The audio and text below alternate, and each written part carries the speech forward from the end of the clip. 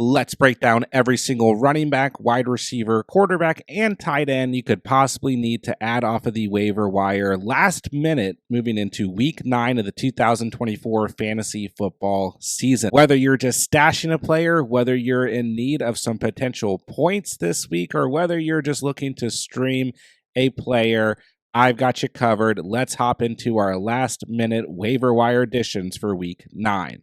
And before we do so, let me remind you guys that Underdog is the place you want to be if you want to get in on additional fantasy football action all season long. Their Week 9 NFL Pick'ems are already live, and Underdog is giving all new users who sign up with promo code THECATCH a free NFL Pick'em to use towards Week 9. And on top of that, Underdog is giving all new users who sign up with promo code THECATCH a 50% deposit match up to $1,000. So that's a free pick 'em for the week and up to $1,000 in bonus cash on Underdog when you sign up with promo code THECATCH. That link is down below.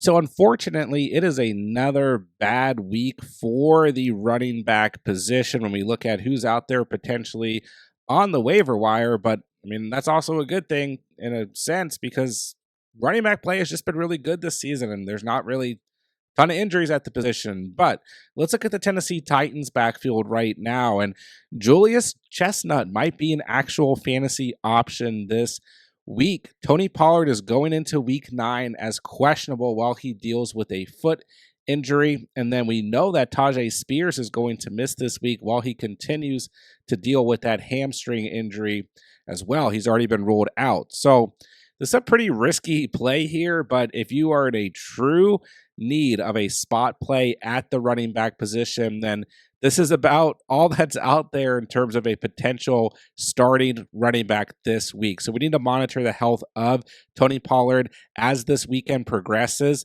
but ultimately, this is a good matchup against the New England Patriots. This is not by any stretch the best offense out there in terms of the Titans. And looking at the screen, Julius Chestnut has not really done anything this season, averaging 1 fantasy point per game, a ceiling to 3.4 fantasy points on the season, but he's been the RB3 on this depth chart throughout the season. So once again, a desperation play, a deep league format situation here, but good matchup. If Pollard misses this week, then we could be in line to fire up Julius Chestnut sitting at 0% rostered going into week 9. All right, so let's hop into some wide receivers. Let's start with Parker Washington of the Jacksonville Jaguars sitting at 18% rostered. And I think this is one player that could actually end up being a solid play this week. This is a player who could be looking at a much larger role going up against the Eagles this week. I don't know if he has a tremendous amount of upside, but what we do know is that Brian Thomas Jr. has been determined to be a true game time decision.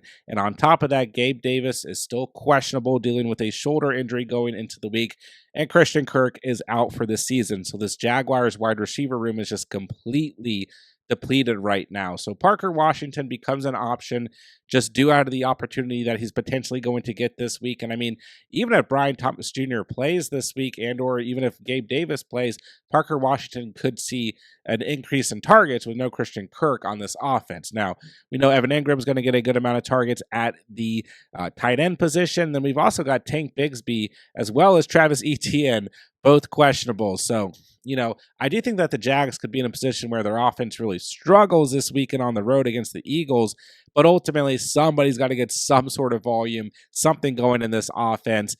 Washington sits at 18% rostered. He could certainly be that player, and I think he's a good player to go ahead and potentially stash as well because, I mean, come on, Gabe Davis hasn't really done a whole lot this season.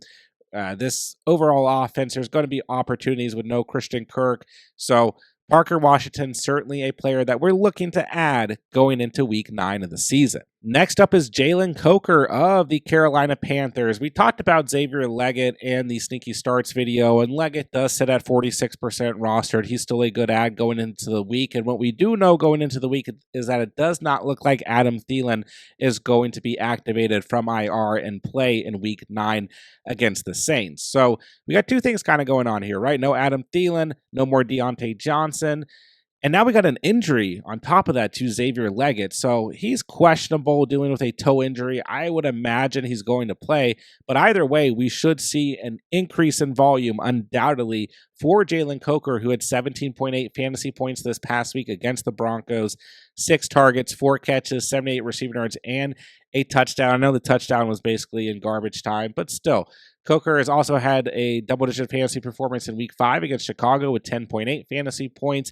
Kind of had some buzz in the offseason, the preseason, those looking close to the Panthers training camp. So on top of that, this is a good matchup against the Saints, who have struggled overall the past couple weeks and have really started to struggle against the wide receiver and running back position when it comes to fantasy football. So Jalen Coker, I think, is a good stash overall as this offense continues to progress this season. We know this is not going to be one of the best offenses or even close to one of the best offenses in the league. We know Bryce Young is starting again this week at quarterback, but there's going to be opportunities here, and Jalen Coker is looking like a solid stash. If Xavier Leggett's out there as well, these are the guys that we want to pick up with the departure of Deontay Johnson from this team and Adam Thielen not yet being activated from IR. Next up, we have Elijah Moore of the Cleveland Browns, and I'll start by saying, really, any of the Browns wide receivers are worth adding going into the week.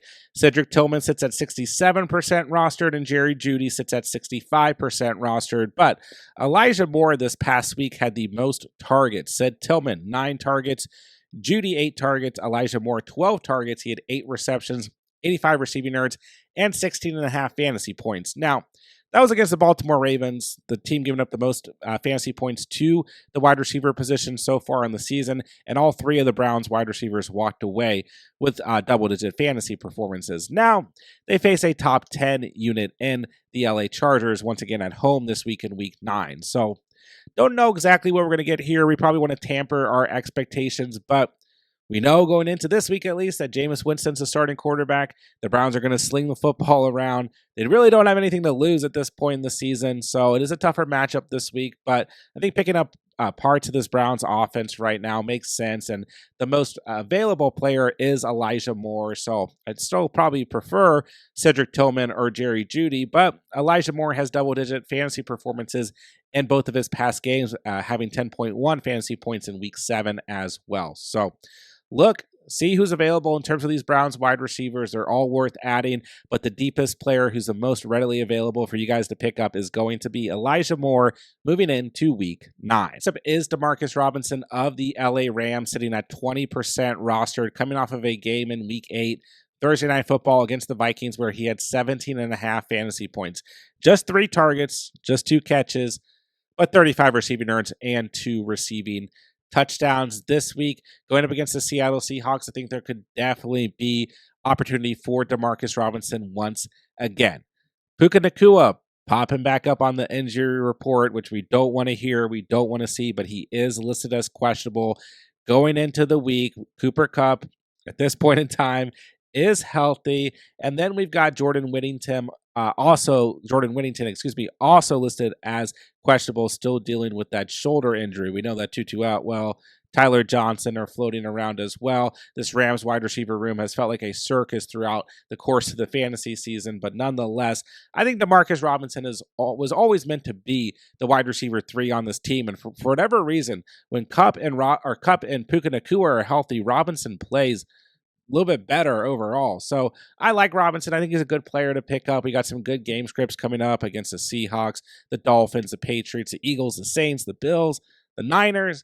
This is a Rams team that's going to try and make a run, try and throw the football a lot with Matthew Stafford at the helm. We saw that this past week with Puka presumably healthy, Cooper Kupp healthy, all of that. Team looks completely different. So I would say that the wide receiver that I still want to pick up going into Week 9, who's going to be available on the waiver wire out of this bunch, is going to be Demarcus Robinson. All right, next up is Quentin Johnston of the LA Chargers, sitting at 26% rostered. Johnston has missed the last 2 weeks with that ankle injury, but he's off the injury report. He's good to go this week on the road against the Browns in a good matchup against a Browns defense that's been good against the run, but not so good against the pass. So we're expecting a big game out of Ladd McConkey. He's acted as the wide receiver 1 in the past couple games, and Josh Palmer has kind of filled that role for Quentin Johnston. He sits at 18% rostered.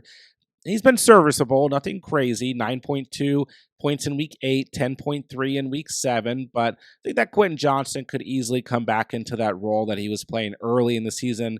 I know he wasn't great weeks 4, 6. Their bye week was week 5, but 2 touchdowns in week 2, 1 touchdown in week 3. I would say that Johnston certainly has more upside than Josh Palmer at least. So looks like Ladd McConkey's the guy to own here, of course, but I would say that with the Chargers starting to throw the football, thankfully, a little bit more in the past 2 weeks, that we'll see more involvement out of Quentin Johnston. So I don't know if you have to run to the waiver wire to pick him up, but he does have a good matchup this week and is certainly worth rostering as we move into week 9. Next up is Darius Slayton of the New York Giants, and this is more of a desperation play. You feel like you need a little bit of upside, but you got nothing out there really. Slayton sits at 25% rostered. He had 7 targets against Pittsburgh in week 8. 4 catches, 108 receiving yards, 14.8 fantasy points. So double digits in 3 out of his last 4 games. But we know that that time stretch also included when Malik Neighbors was out. So it's been interesting because Rondell Robinson hasn't seemed to be as effective the past 2 weeks. 5 targets in week 8, 9 in week 7, but 8.3 or less fantasy points in those 2 weeks. And I just feel like this is a good matchup on paper. I know Washington has been playing better overall, and the secondary has been improving, but on paper, this is still a good matchup. And these NFC East matchups, you just never know what you're going to get. So I do think that Slayton could see some nice opportunities in this game. And then the following week, the Giants get the Panthers. So if Slayton's able to step up this week, he's certainly going to be serviceable next week against the Panthers as well. So obviously, the depth chart still goes Neighbors, Robinson, then Slayton, but Slayton has that nice chemistry with Daniel Jones. He could certainly get some opportunity in this matchup. So 25% rostered, you need some points with a little bit of upside. I think Darius Slayton is your guy here in week 9. All right, last wide receiver we'll take a look at is Nick Westbrook-Ikhine, who sits at 1% rostered. We're looking at another Titans player here as we look at the Titans depth chart right now. Calvin Ridley is off of the injury report. He did have that shoulder injury, but he's good to go. Tyler Boyd, also dealing with a shoulder injury, is listed as questionable going into the week. So at worst, we have the wide receiver 1, the wide receiver 2 on this team, both dealing with a shoulder injury going into the week, even if they both play. And Westbrook-Ikhine has a touchdown in each of his last 3 games. So I'm not expecting a ton here by any stretch. But once again, if you're desperate, you need points. He's at least getting some red zone looks.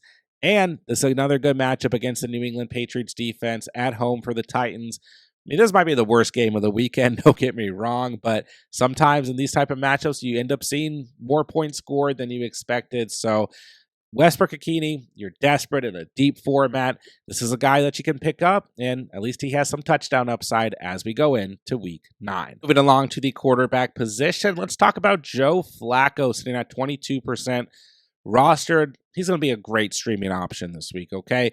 I did kind of go into the week kind of cautioning you guys, like, you don't have to run to the waiver wire to pick up Joe Flacco just because he's been announced the starter. I mean, really, as you see on the screen, he's averaged 14.1 fantasy points per game. He had the big game against Jacksonville in week 5, 26.5 fantasy points, but it's arguably the worst defense in the whole NFL. He filled in very nicely in week 4, relief of Anthony Richardson, threw 2 touchdowns and all of that. And then in week 6 against the Titans, he was good, don't get me wrong, but once again, just 14.6 fantasy points. So listen, I think Flacco can definitely be a very good streaming quarterback overall on the season, but I think we also need to tamper our expectations at times here. But here in week 9 against the Vikings, giving up the second most fantasy points to the quarterback position, I'm a big fan of Flacco this week if you need to stream at the quarterback position. Sunday Night Football, the Vikings coming off of 2 losses, the Colts trying to reshape their season, and with the Texans losing on Thursday Night Football, Colts got a chance to take over that division. So this is going to be a good matchup overall, a good game script, and it's a great matchup for Flacco, who sits at just 22% rostered. And I love Joe Flacco's current line on Underdog, 4 passing touchdowns, sitting at 1.5 total. He has hit that in every game that he's played in this year. 2 passing touchdowns in week 4, 3 in week 5, 2 in week 6. This is a great matchup against the Vikings, so I think he'll smash this line this week. Don't forget, guys, all new users who sign up with promo code TheCatch, that link is down below, are getting a free NFL Pick'em on Underdog for week 9. Take your free Pick'em. Take the over on Joe Flacco's passing touchdowns. Once those hit, you're going to automatically triple your cash entry. And on top of that, Underdog is giving all new users who sign up with promo code TheCatch a 50% deposit match up to $1,000. The other quarterback that I want to talk about was my top streaming option of last week's video, and that was Bo Nix, who came through with 29.7 fantasy points. Now, I wasn't exactly expecting that much. I was expecting something closer to 20-ish fantasy points, especially because I thought the Broncos would run the football more. But nonetheless, Bo Nix is your quarterback 10 so far on the season in fantasy football, averaging 17.3 fantasy points, 19.3 or more fantasy points in every game except for 2 since week 3, 21 or more fantasy points in 3 of his last 4 matchups. Bo Nix has really been improving in his rookie season and doesn't seem to be getting a lot of credit for it with all the stuff Jaden Daniels is doing, the stretch that Caleb Williams had before we got to last week's game. And really, Bo Nix has not been turning the football over. I know those first 2 games of the season, 4 interceptions, but that's almost expected from a rookie quarterback, but since then, just 1 interception. So Bo Nix has definitely been improving overall, even if it's not always pretty in terms of fantasy stat lines, but he can also get it done with his legs.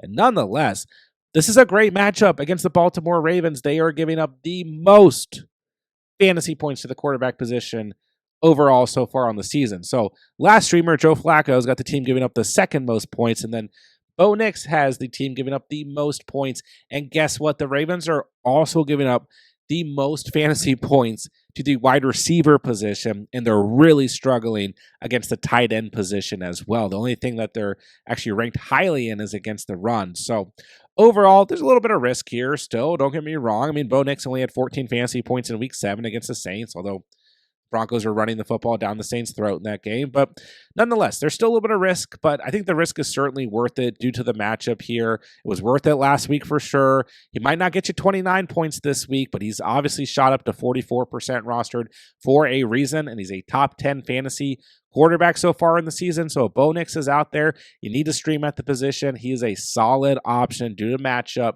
here in week 9. Let's take a look at 2 tight ends very quickly, and let's talk about the tried and true option in terms of a streaming tight end on a weekly basis. That's Zach Ertz of the Washington Commanders, who comes in as the tight end 10 so far on the season and still sits at just 54% rostered. So I get that the upside is not incredibly high with Zach Ertz, but overall, he is a solid option. He is a safe floor on a weekly basis. He has 10 or more fantasy points in his last 3 matchups, averaging 9.3 fantasy points so far on the season. Once again, the ceiling's not crazy high here. He only has 1 touchdown on the season. That was against the Carolina Panthers in week 7. That was his second highest scoring fantasy performance of the year, but now 14 or more fantasy points in his last 2 games. The Giants defense, I mean, they've been playing much better. Don't get me wrong. The defensive line's been pretty good on the season, all that stuff, but they also didn't look that great against the Steelers this past week in week 8. So Zach Ertz, just a solid option. Maybe not a crazy amount of upside, but given that he's the tight end 10 so far on the season, I do think he should be rostered in a higher amount of fantasy leagues. So if he's out there, available, you need help at the position, he's your guy moving into week 9. Last but not least, we got Mike Gesicki of the Cincinnati Bengals, who I will say I don't really personally trust, and tight end play has been really good over the past 2 or 3 weeks, especially this past week on National Tight End Day. So you're probably feeling a little bit more confident with your starting tight end going into the week than maybe the first couple of weeks of the season. But nonetheless, T. Higgins is doubtful going in to week 9, unfortunately, still dealing with that quad injury. And when we look at the depth chart here in terms of wide receivers in week 8, behind Jamar Chase, it wasn't Yoshi, it wasn't Jermaine Burton or Trenton Irwin or Charlie Jones who stepped up in terms of receiving volume. It was Mike Gesicki who had 8 targets, 7 catches, 73 receiving yards, and 12.3 fantasy points. We look at T. Higgins, who missed the first 2 weeks of the season.